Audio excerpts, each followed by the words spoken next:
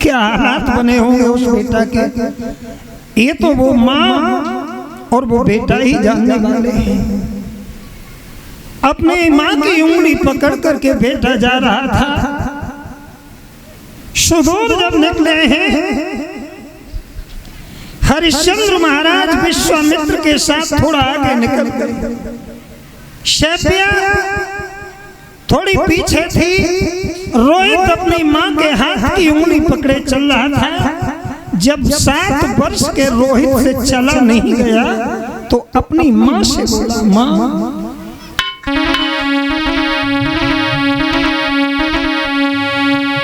रोहित ने कहा, माँ अरे ऊंची नीची नीची ऊंची मिलती है डगरिया,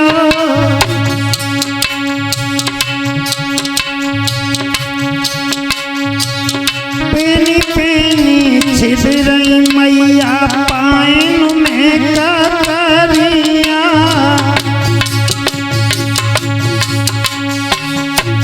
रो रहा है,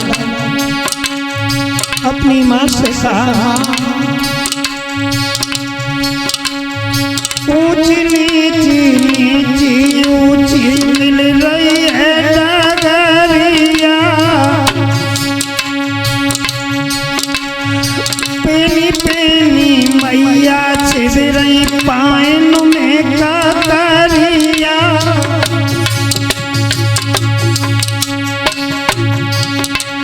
रोई रोई तब बोलन लागो, इतनी दूर नगरिया।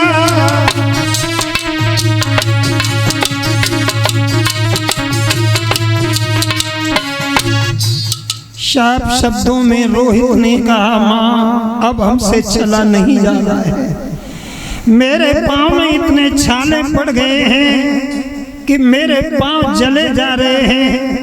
मैया अब हमें ये बता दो कि हमें और कितना चलना पड़ेगा।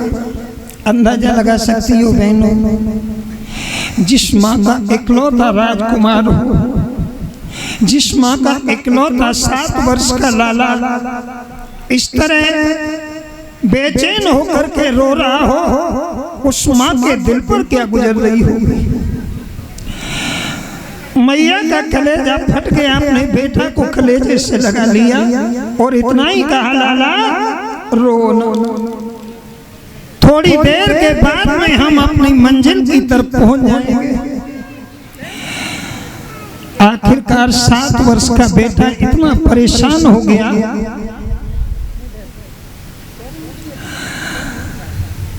चला नहीं जा रहा था। अपनी माँ से कहा कि माँ अब हमसे चला नहीं जा रहा है। मैया बहुत तेज प्यास लगी हुई है, यदि कहीं व्यवस्था हो तो 2 बिंदु हमें जल के पिला दो। जल के बगैर मेरा प्राण पखेरु छूटा जा रहा है। रोहिताश ने अपनी माँ से कहा तो माँ ने सांत्वना दी कि लाला थोड़े और आगे चलो। जब थोड़ा और आगे बढ़ा, जब बेटा से नहीं बढ़ा गया तो बेटा रोहित बेहोश होकर के जमीन पर गिर गया। मैया ने जब बेटा रोहित की तरफ देखा तो समझ गई कि मेरा बेटा रोहित हमें छोड़ गया। लेकिन सच बात यह थी कि रोहितासु सिर्फ बेहोश हुआ था। उस माँ ने पीछे से आवाज दी अपने हृदय सम्राट को कि हे नाथ रुक जाओ, रुक जाओ नाथ, अपने बेटे से 2 मिनट बात कर लो। तुम्हारा बेटा चिर निद्रा में पड़ा हुआ है जमीन पर। हरिश्चंद्र ने जब यह बात सुनी तो विश्वामित्र से कहा कि नाथ 2 मिनट रुक जाओ। लौट करके आए। जब बेटा रोहित को बेहोश मुद्रा में पड़ा देखा तो हरिश्चंद्र समझ गए कि रोहितासु हमें छोड़ गया। अपने बेटा के चेहरे पर सर रख लिया, आंखों में आंसू लेकर के बेटा के मुंह पर मुंह रख करके महाराज रोने लगे। शैब्या ने कहा कि नाथ,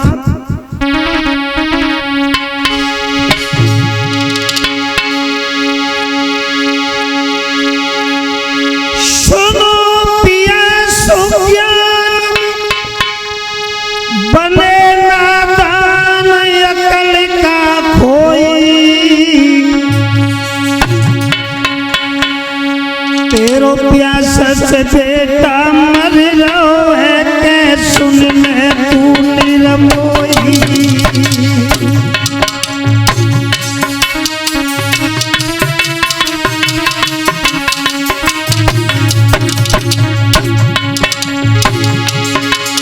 अरे सुनो पिया सुज्ञान बने नादान अकल का कोई, अकल का कोई,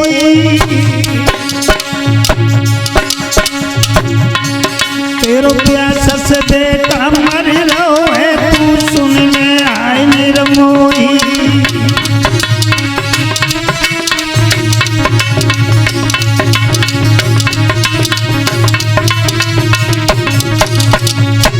शैब्या ने कहा कि स्वामी प्यास के कारण तुम्हारा बेटा अपने प्राण छोड़ चुका है। हरिश्चंद्र ने भी समझ लिया कि रोहित हमें छोड़ गया। हरिश्चंद्र रोहित के मुंह पर मुंह धर के फपक फपक करके रोने लगे और इतना ही कहा, बेटा रोहित, अब से चलने से पहले तुमने कसम खाई थी कि हम तुम्हारे कर्ज को अदा करेंगे, लेकिन लाला ये क्या हुआ? तुम तो हमें बीच में ही छोड़ करके चले गए। कौन हमारे कर्ज को अदा करेगा?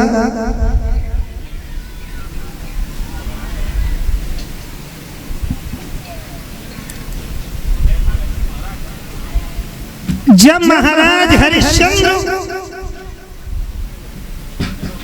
बेटा रोहित के मुंह पर मुंह रख करके रोए हैं,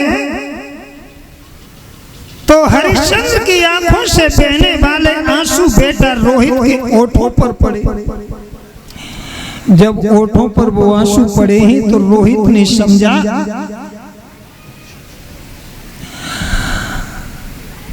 रोहित ने पानी समझ करके जब उन आंसुओं को पिया है तो शरीर में चेतना आ गई और अपने पिताजी से कहा, पिताजी चलो, परेशान होने की जरूरत नहीं है, मैं तब तक तुम्हारा साथ नहीं छोड़ूंगा जब तक मैं तुम्हारे कर्ज को अदा नहीं करूंगा। चले हैं तीनों आ गए।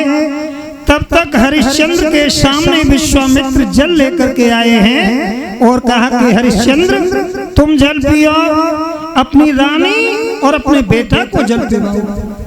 हरिश्चंद्र ने कहा, नाथ, मैं तो जल नहीं पी सकता क्योंकि मेरे सर पर कर्ज है और जब तक मेरे सर पर कर्ज है तब तक मैं जल नहीं पीऊंगा। हाँ, यदि चाहे तो मेरी रानी और मेरा बेटा जल पी सकते हैं। विश्वामित्र शैब्या और रोहित के पास जल लेकर के गए हैं तो देखिए बहनों, जवाब दिया है उन माँ और बेटा दोनों ने विश्वामित्र।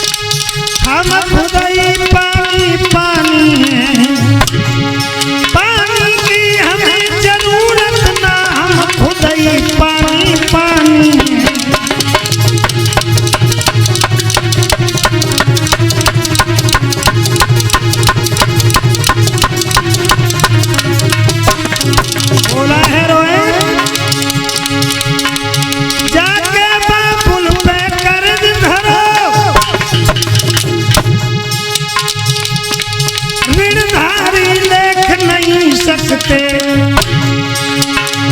पानी पीना तो दूर रहा, पानी को देख नहीं सकते।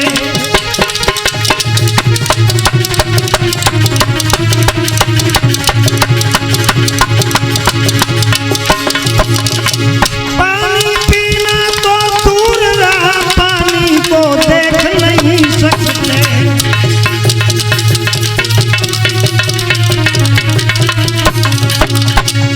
साफ शब्दों में कहा कि महात्मन, पानी पीना तो बहुत बड़ी बात है, हम इस जल को देखना भी गवारा नहीं करेंगे जब तक आपका कर्ज नहीं दे देंगे।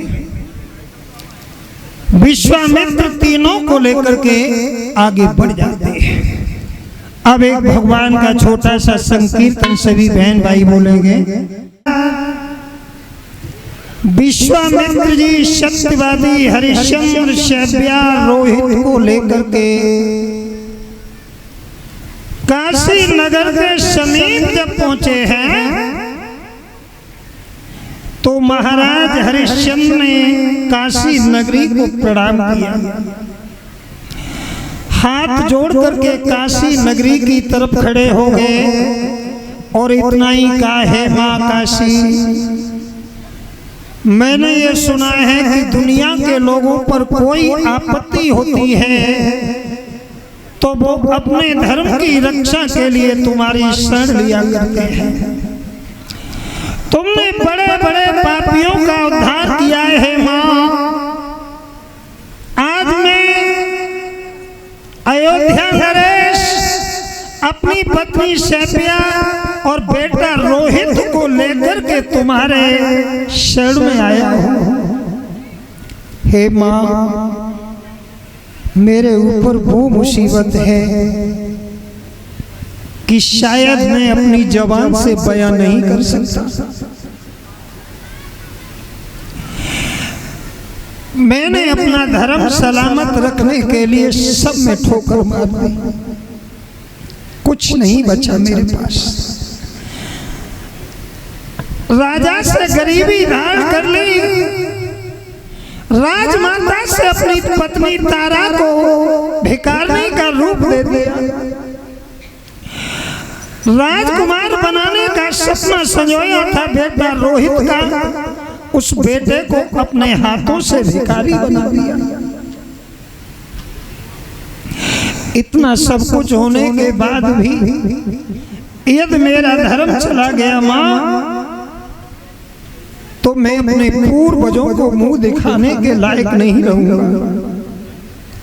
हे मां, मेरे जैसे अनाथ, मेरे जैसे गरीब, मेरे जैसे असहाय की मदद करना, मेरे धर्म की रक्षा करना, जिस धर्म के लिए मैंने अपना सर्वस्व न्योछावर कर दिया।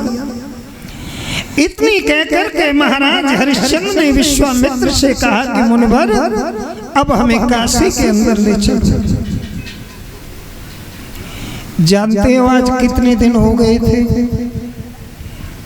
अयोध्या से निकले 10 दिन हो गए थे। भाइयों, रोटी की कौन कहे, तीनों प्राणियों के मुंह से एक जल की बूंद नहीं लगी। जानते हो कौन सी मुसीबत होगी? कैसे थे वो लोग, कैसे थे वो सत्यवादी महाराज, कैसी थी वो मां जिन्होंने अपने धर्म को सलामत रखने के लिए 10 दिन गुजार दिए, भोजन नहीं किया, जल नहीं पिया। 7 साल का लाला 7 में है, 10वां दिन गुजर गया, रात्रि हो गई। विश्वामित्र ने काशी नगरी में एक खंडहर में जाकर के तीनों को रोक दिया और कहा, यहाँ रुको, रात है, अब तुम्हें खरीदने वाला कोई नहीं है, सुबह होगा तब मैं काशी में तुम्हें नीलाम करूंगा। बाहरी धर्म और बाहरी विपत्ति एक पर एक मुसीबत आती जाती है। सुबह हुआ, विश्वामित्र काशी के बाजार में गए हैं। काशी की गलियों में आवाज दे रहे कि ओ काशी के लोगों, आज तक तुमने काशी के बाजार में बहुत सारी चीजें बेचते हुए देखी होंगी, लेकिन आज इस बाजार के अंतर्गत जो वस्तु हम बेचने को लाए हैं वो आज तक तुमने देखना तो बहुत बड़ी बात है, सुनी भी नहीं होगी। सब लोग आए और आकर के खरीदारी करें। आवाज दी और आवाज देने के बाद में विश्वामित्र ने महाराज हरिश्चंद्र, महारानी सैंध्या और बेटा रोहित तीनों को जाकर के काशी के एक चौराहे पर खड़ा कर दिया।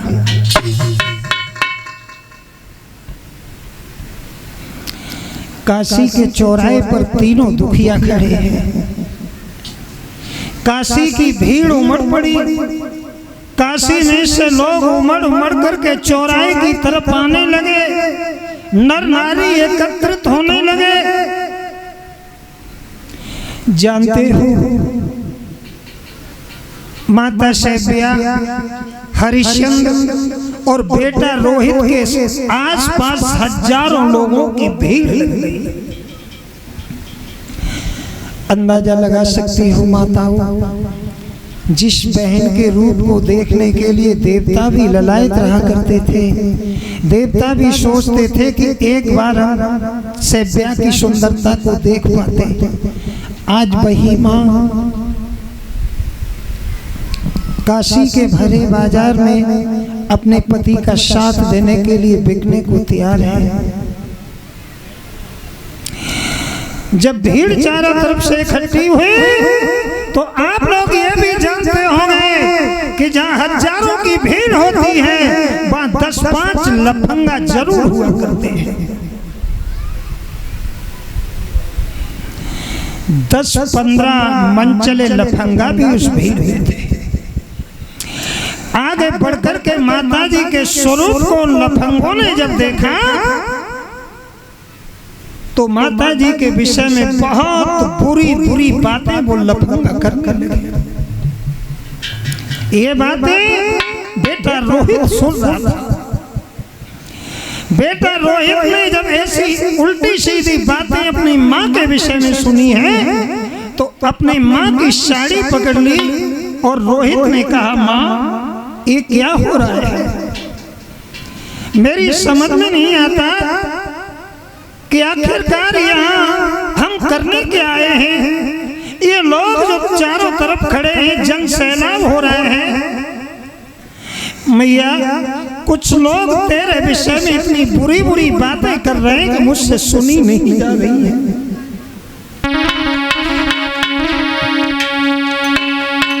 अरे भीड़ देख के लोगन की जाको बेटा बहुत डरावे और पकड़ चुनरिया मैया की तब रोहित बचन सुनावे।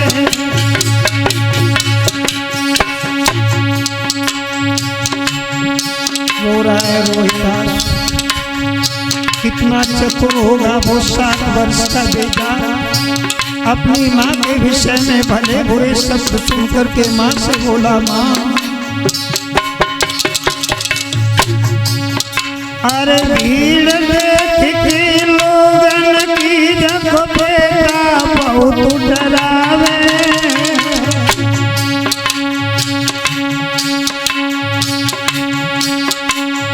पकड़ी चुनरिया मैया की तब रोहित बचन सुनावे।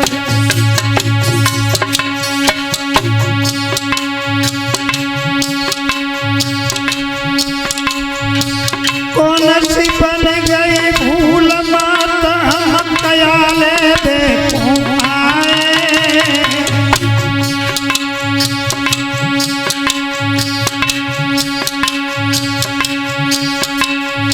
कौन सी बन गई भूल माता हम काले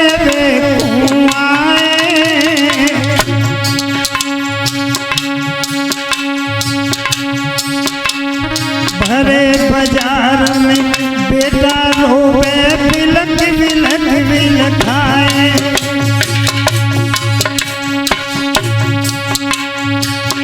शैबिया ने अपने कलेजे से लगाया रोहित और बोली बेटा रोहित रो ना, यही दिन तो मुझे और तुम्हें देखना है। कुछ समय के बाद में हम लोग अलग अलग हो जाएंगे और जब हम दोनों अलग अलग हो जाएंगे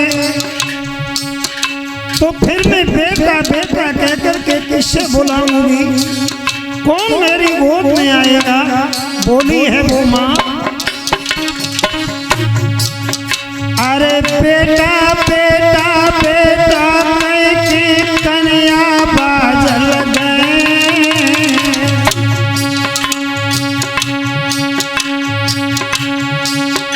और कोरूटे मेरे आंगन में अब किनको मात मने।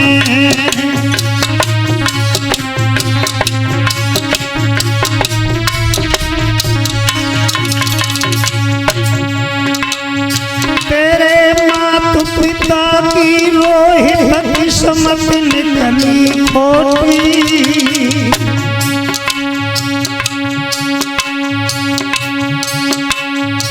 तेरे माता पिता की रोहित किस्मत निकली खोटी।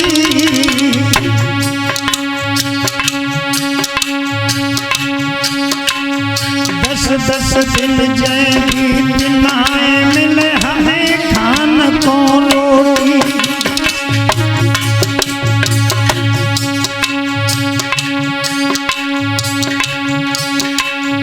झुके अमीरिया बाबू की छाती से गिरने लगे।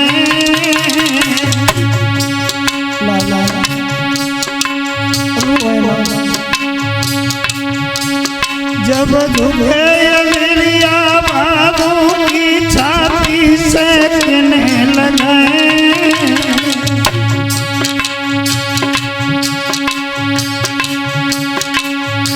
बेटा बेटा बेटा किनको मात बोले।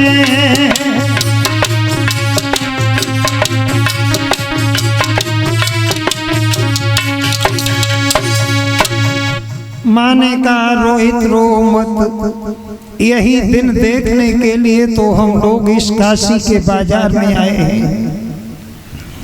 तब तक उसी काशी नगर के भरी भीड़ में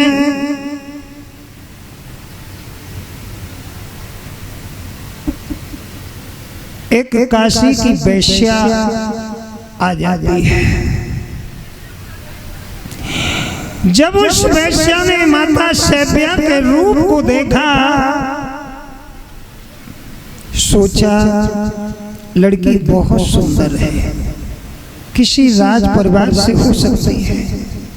यदि मैंने इसे खरीद लिया तो मेरे कोठे की कमाई बढ़ जाएगी, लोग बहुत ज्यादा आना शुरू हो जाएंगे। आगे बढ़े और आगे बढ़कर के विश्वामित्र से कहा कि श्रीमान माफ करना, जाति से वैश्या, यदि ऐतराज न हो तो मैं इस लड़की की कीमत पूछना चाहती हूँ। विश्वामित्र ने कहा कि तुम वैश्या हो, ब्राह्मणी हो, इससे हमें कोई लेना देना नहीं। इस लड़की की कीमत 20 भार सोना है।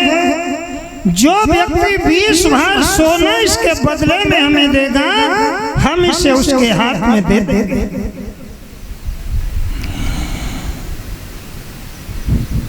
उस गणिका ने कहा कि रुकिए श्रीमान, दौलत में लेके नहीं आई, थोड़ी देर का समय हमें दो, मैं अपने घर से 20 भार सोना ला करके तुम्हें इस लड़की की कीमत दूंगी।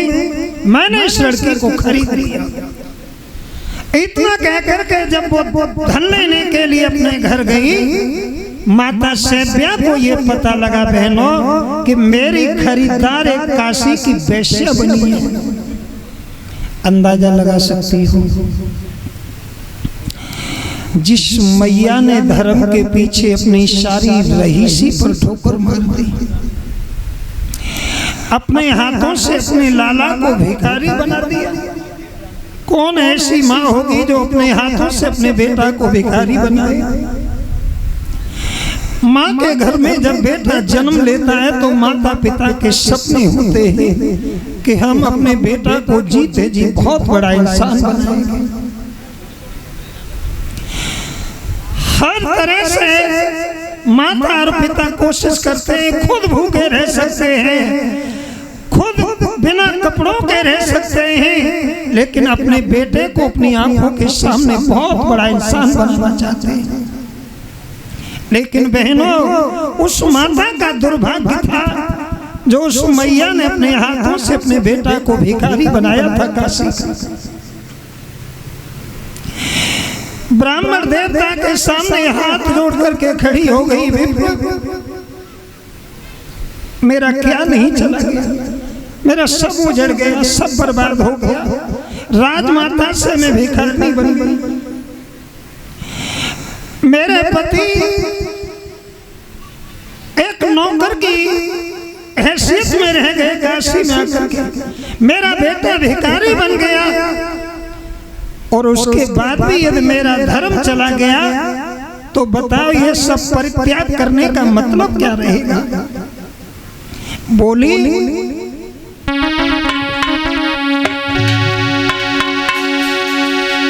मेरे लगो धर्म के बापर बेचा के मत मोए बेचो,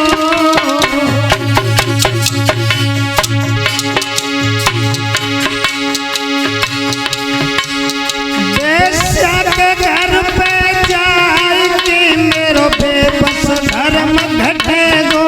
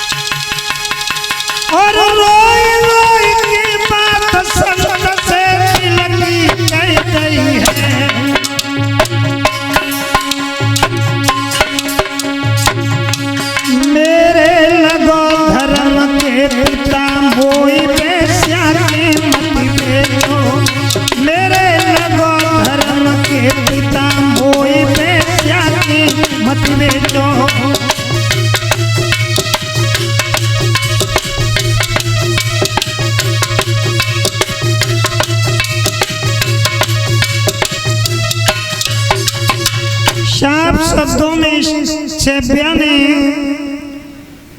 ब्राह्मण देव से कहा कि श्रीमान, एक तो मेरा वो पिता था जिसने डोली में कंधा लगा करके अयोध्या की राजमाता बना करके मुझे भेजा था,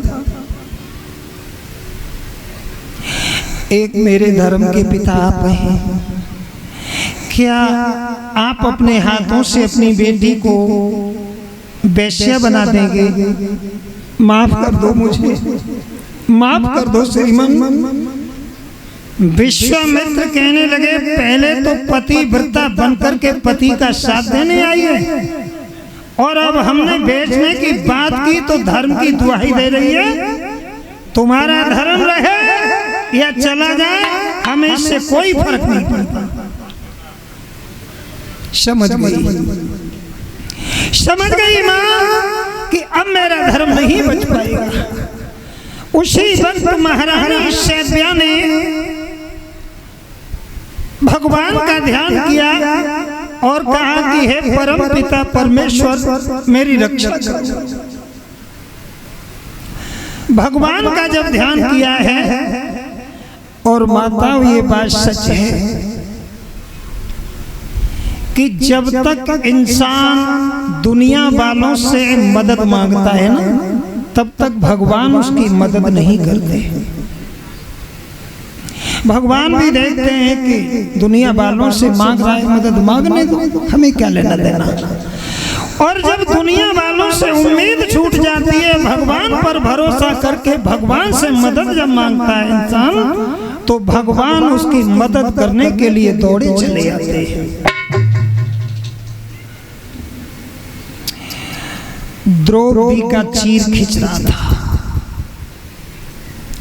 हस्तिनापुर की सभा में। सारी सभा में सन्नाटा छाया था। कौरवपति दुर्योधन राजगद्दी पर बैठा अट्टहास कर रहा था और अपने भाई दुशासन को बार बार आदेश कर रहा था, उतार दो इसकी साड़ी, कर दो इसे नग्न और नग्न करके मेरी जंघा पर बिठा दो। और द्रौपदी किसे पुकार रही थी?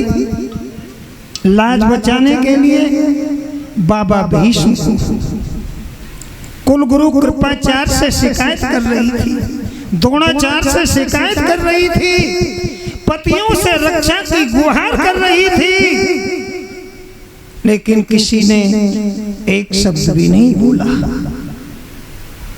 एक शब्द भी नहीं बोला रक्षा में। उधर द्वारकाधीश भगवान कन्हैया द्वारका में बैठे हैं, रह रह करके दिल बेचैन हो रहा है, इधर उधर घूम रहे हैं। पास में रुक्मिणी खड़ी हुई थी, बोली प्रभु बात क्या है?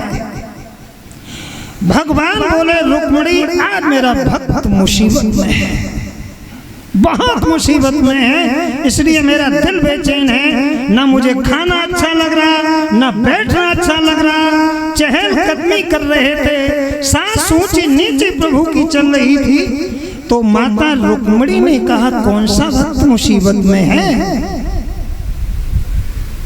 तो भगवान कृष्ण ने कहा कि रुक्मिणी आज मेरी बहन द्रौपदी की इज्जत दांव पर लगी है। रुक्मिणी बोली तो जाओ कर दो ना मदद, बेचैन क्यों हो, चले जाओ मदद कर दो। भगवान बोले कैसे जाऊं, वो मुझे बुलाई नहीं है, जाऊं तो जाऊं कैसे? मैं तो तैयार बैठा हूं जाने को, मैं तो सोच रहा हूं कि एक बार मुझे बुलाए और मैं मिनट से पहले अपनी बहन की मदद कर दूं, लेकिन जाऊं कैसे? वो तो महात्मा भीष्म को बुला रही है, द्रोणाचार्य को बुला रही है, कृपाचार्य को बुला रही है। तो भगवान हर वक्त मदद के लिए तैयार रहते हैं, सिर्फ उन्हें बुलाना तो सीख जाए इंसान। जब कहीं मदद नहीं मिली, सबसे मांगा लेकिन प्रभु आए नहीं, चैन से बैठे भी नहीं पर आए भी नहीं, क्योंकि बुलाया नहीं। और जब कहीं से मदद नहीं मिली, जब देख लिया कि अब कोई बचाने वाला नहीं, तो सबकी जो इच्छाएं दिल में थी छोड़ दी। जब लोगों से, संसार के लोगों से मदद मांगी तो माताजी अपनी साड़ी को कस के पकड़ी थी, कहीं मेरी साड़ी न उतर जाए। और जब देख लिया कि अब कोई नहीं बचाएगा बिना द्वारकाधीश के, तो साड़ी छोड़ दी, भले ही साड़ी खिंच जाए कोई चिंता नहीं। भगवान का ध्यान किया और अक्षर के बाद में अंत का नाक्षर जब तक पूरा हुआ, तब तक द्वारकाधीश ने माता की साड़ी। आज वही हालात माता सैव्या के काशी में है।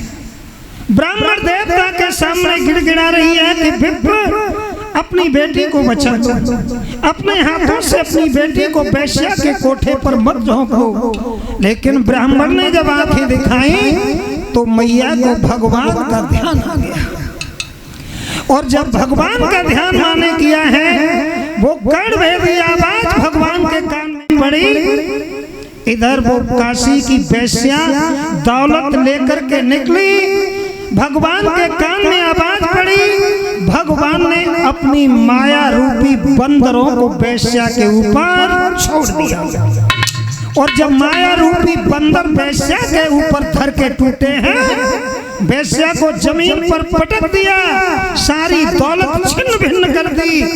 और नोच नोच करके इतना बेहाल कर दिया कि वो वेश्या लौट करके अपने घर के लिए रवाना हो गई। देखिए इस तरह भगवान मदद करते हैं अपने भक्तों की। तब तक उसी काशी की भीड़ में से एक काशी की गली साफ करने वाला कालू सुपथ निकला।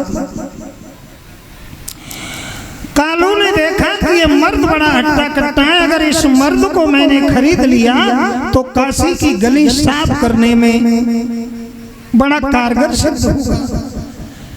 ब्राह्मण देवता से कहा कहो इस मर्द की कितनी कीमत है। विश्वामित्र ने कहा 20 भार सोना। कालू ने कहा माफ करना साहब, मैं जाति से मेहतर हूँ, मेरा काम सफाई करने का है, यदि आपको ऐतराज न हो तो इस मर्द को हम खरीद सकते हैं। विश्वामित्र ने कहा हमें कोई ऐतराज नहीं। 20 बार सुवर्ण कालू सुपथ ने हरिश्चंद्र का मोल विश्वामित्र के हाथ में दे दिया और कहा कि इस मर्द को हमने खरीद लिया। हरिश्चंद्र बिक गए। अब महारानी शैब्या खड़ी है उस भरे चौराहे पर। तब तक उसी काशी की भीड़ में से एक बुढ़े ब्राह्मण निकले हैं। ब्राह्मण देवता ने देखा कि ये बेटी किसी राजघराने से है। विश्वामित्र से कहा कि है विप्र, इस बेटी की कितनी कीमत है, मैं इस बेटी को खरीदना चाहता हूँ। विश्वामित्र ने कहा कि इसकी कीमत 20 भार सोना है। ब्राह्मण देवता ने 20 भार सोना लेकर के विश्वामित्र के हाथ पर रख दिया और माता शैब्या को खरीद लिया। दोनों बिक गए। अब कौन रह गया? रोहिताश। कभी माँ की तरफ देखता है, कभी पिता की तरफ देखता है, अंत में अपनी माँ के पैर पकड़ लिए और अपनी माँ से कहा माँ तुम तो जानती हो कि मैं तुम्हारे बिना रह नहीं सकता। मैया तू अपने मालिक से कह दे वो हमें भी खरीद ले। माँ मैं तुम्हारे मालिक से खाना नहीं मांगूंगा, तुम अपने मालिक का भोजन बनाया करोगी, मैं तुम्हारे मालिक की पूजा के लिए बगिया से फूल लाया करूंगा। मैया तू कह दे मुझे भी खरीद ले, तुम्हारे बिना मैं जिंदा नहीं रह पाऊंगा माँ। सो शैब्या ने अपने मालिक ब्राह्मण के पैर पकड़ लिए और कहा ब्राह्मण देवता दया कर दो मेरे ऊपर, मेरे बेटा को और खरीद लो। बेटा के लिए हम कभी तुमसे कपड़ा नहीं मांगेंगे, भोजन की भी डिमांड नहीं करूंगी, जो खाना आप हमें देंगे स्वयं न खा करके अपने बेटा को खिलाती रहूंगी। मैं तुम्हारे भोजनालय में तुम्हारा खाना बनाया करूंगी, मेरा बेटा बगिया में से तुम्हारी पूजा के लिए सुंदर सुंदर पुष्प लाया करेगा, खरीद लो। मैं बिना बेटा के नहीं रहूंगी, बेटा भी मेरे बिना जिंदा नहीं रहेगा। श्रोता और ब्राह्मण को दया आ गई, 20 भार सोना रोहितासु का भी दे दिया। हरिश्चंद्र तो पहले से बिच के खड़े थे, तीनों जब बिक गए हैं तो महाराज हरिश्चंद्र ने शैब्या की तरफ नजर डाल करके देखा। शैब्या की तरफ देख करके इतना ही कहा कि जाओ मेरे धर्म की देवी, आज तक दुनिया में नारियां बहुत हुई, एक से एक बड़ी सती साध्वी हुई, लेकिन देवी तुम इस भारत भूखंड की पहली नारी हो जिन्होंने मेरे लिए इतना समर्पण करके दिखाया है। बोले हैं हरिश्चंद्र।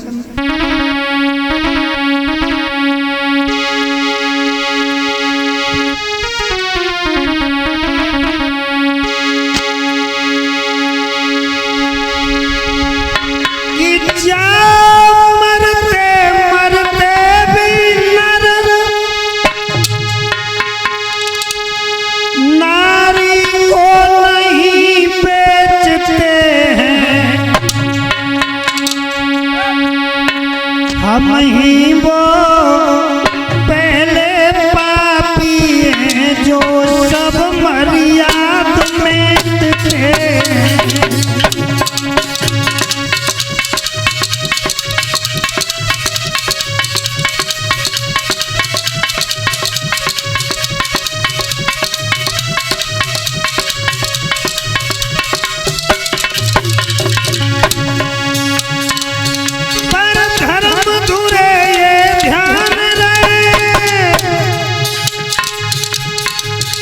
ये भी धर्म की निशानी है। प्रीतम के काजनार मेरी ब्राह्मण के हाथ बिकानी है।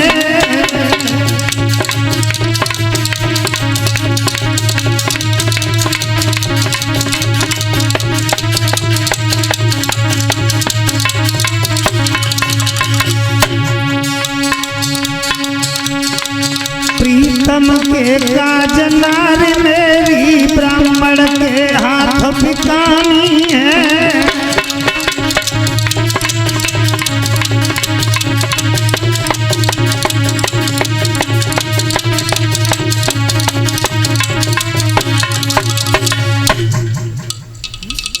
हरिश्चंद्र ने कहा, प्रिय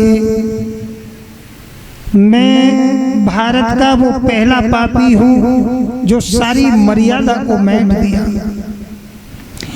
इंसान जीते जी अपने प्राण तो बलिदान कर देता है, लेकिन पत्नी के ऊपर कोई आंच नहीं आने देता है। अपनी पत्नी के लिए अपने प्राणों को बलिदान कर देता है, लेकिन पत्नी की इज्जत पर दाग नहीं आने देता। लेकिन मैं वो पहला नीच भारतवर्ष में पैदा हुआ हूँ जो मैं अपने हाथों से अपनी औलाद को, अपनी पत्नी को अपने हाथों से नीलाम कर रहा।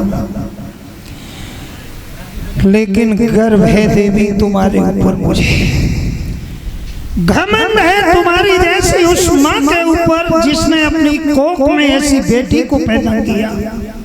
जाओ, इसमें भी तुम्हारा गौरव है।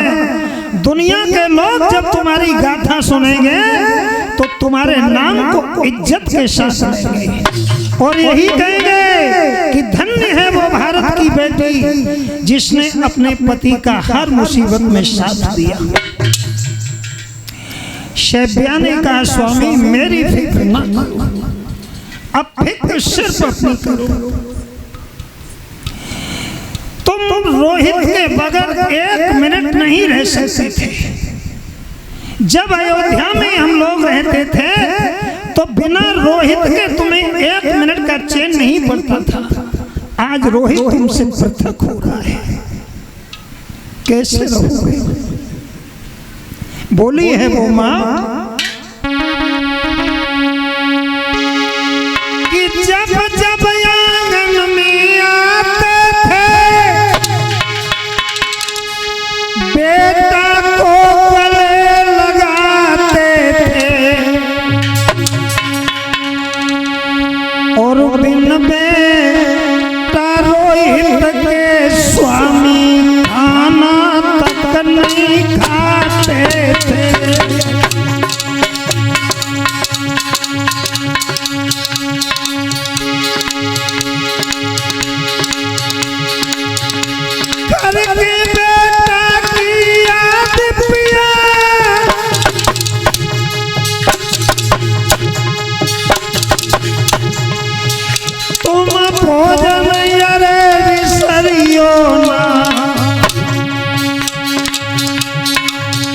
दासी दास को भाव रखियो और प्रेम कुपिया बिसरियो।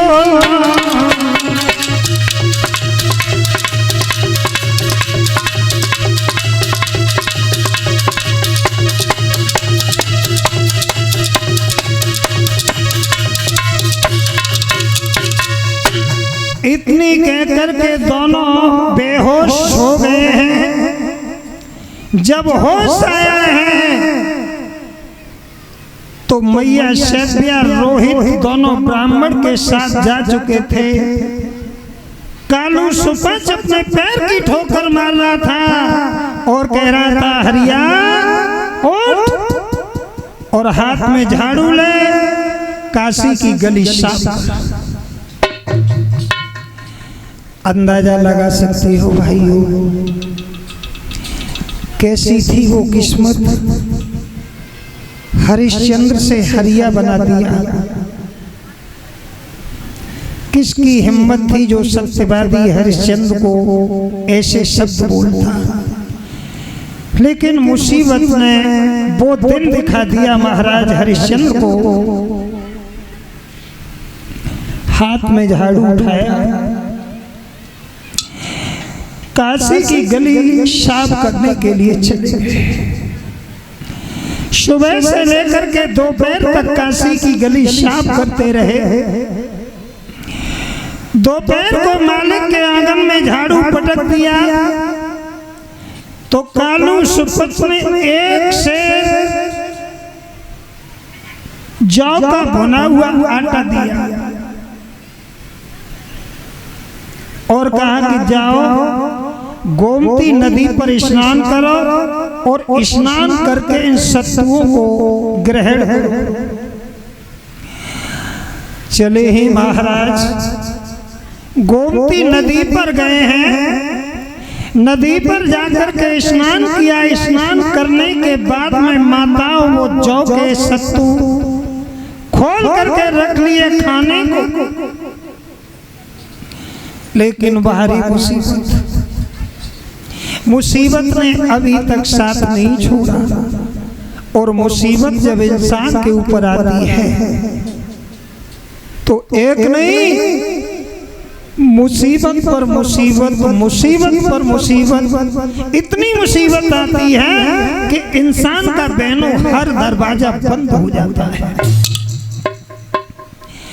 महाराज ने स्नान किया, भोजन करने के लिए जब बैठे तो विश्वामित्र एक भिक्षुक का रूप बना करके आका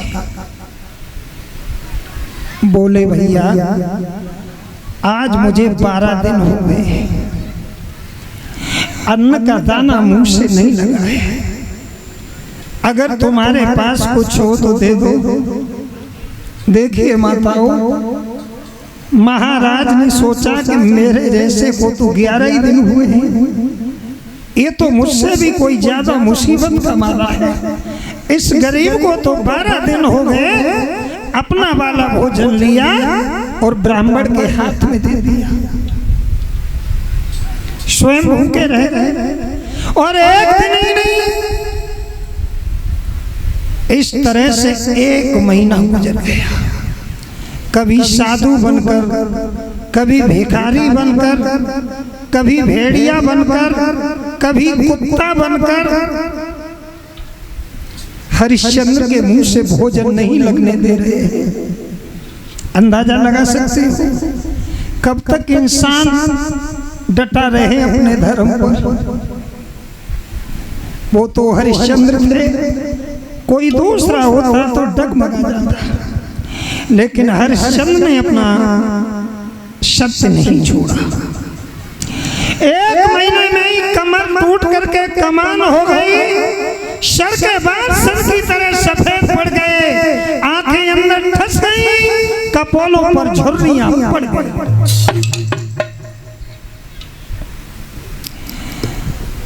दयनीय अवस्था बन गई महाराज की। एक दिन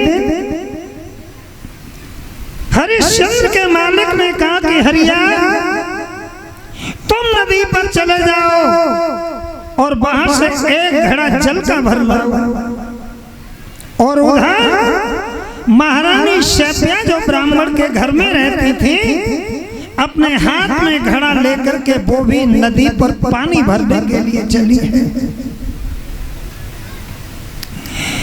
उधर से महारानी शैब्या, इधर से हरिश्चंद्र, एक ही घाट पर दोनों जल भरने के लिए उतर गए। शैब्या की नजर अपने हृदय सम्राट के ऊपर पड़ी तो शरीर देखा नहीं जा रहा था।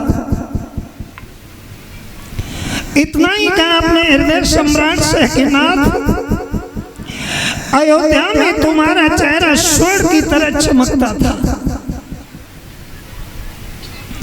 जिस दिन अयोध्या से आए थे उस समय तुम्हारे चेहरे की कांति दीप्तिमान हो रही थी, लेकिन एक महीने में ही तुम्हारी कमर टूट करके कमान हो गई, आंखें अंदर ठस गई, कपोलों पर झुर्रियां पड़ गई। हरिश्चंद्र ने कहा, महारानी तुम नहीं जानती, नीच घर की सेवा, बेवक्त का हुक्म, इसलिए मेरी हालत बन गई है। शैब्या बोली, ना ना ना, इसलिए नहीं, ये हालात बनने का कोई दूसरा कारण है। बोली है माता,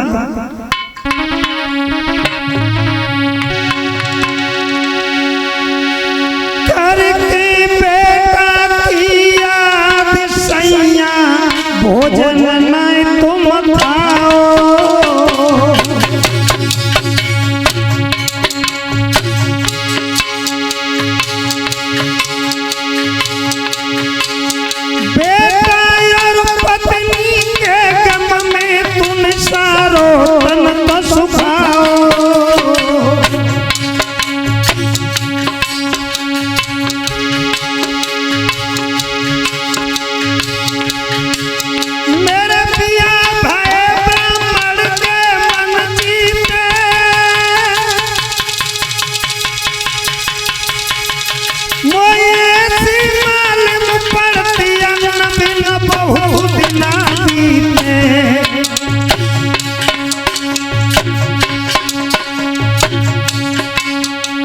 साजन मिलो न खाए अन्न, भूख से काया लच गई है।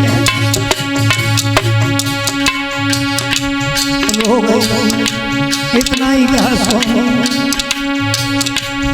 स्वामी, मिलो न खाए अन्न, भूख से काया